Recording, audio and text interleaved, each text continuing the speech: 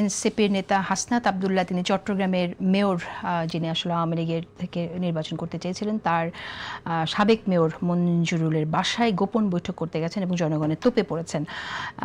আপনার কাছে কি মনে হয় যে তিনি কি এটা আসলে সামনের সিটি কর্পোরেশন নির্বাচনের চিন্তা থেকেই গেছেন কিনা, সেরকমটাই অনেকে মনে করছেন।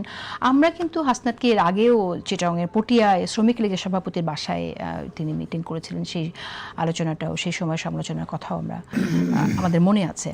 তো আপনি কিভাবে দেখেন যে আপনার আওয়ামী লীগের বিরোধিতার কথা বলছে কিন্তু আওয়ামী লীগের নেতাদের কাছেই তাদের যেতে হচ্ছে? তারা কিন্তু বরাবরই চেষ্টা, যেমন ওই সময় সরকার থেকে সব প্রশাসক চেয়ারম্যান বাতিল করে দিয়েছিল না, তাদের মিটিং করে বলছে আমাদের সাথে আসলে আপনাদের এগুলো উল্টো করাই দেবো। ব্যাপারটা তাই।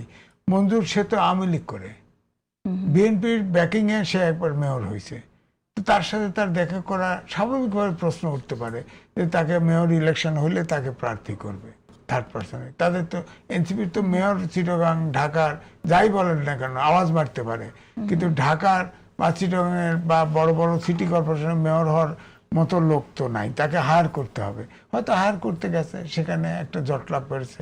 আমি বলবো যে সে তার এত ঘোরাঘুরির দরকার, এত পাবলিক দরকার কি? পলিটিক্স করে, পলিটিক্যাল হিসাব নিকাশ করে তো মুভ করতে হবে। আওয়ামী লীগের একদিকে বহিষ্কার চাইবে, নিষিদ্ধ চাইবে, আবার আওয়ামী লীগের লোকের সাথে দরবার করবে, গোপন বৈঠক করবে, কেন করবে?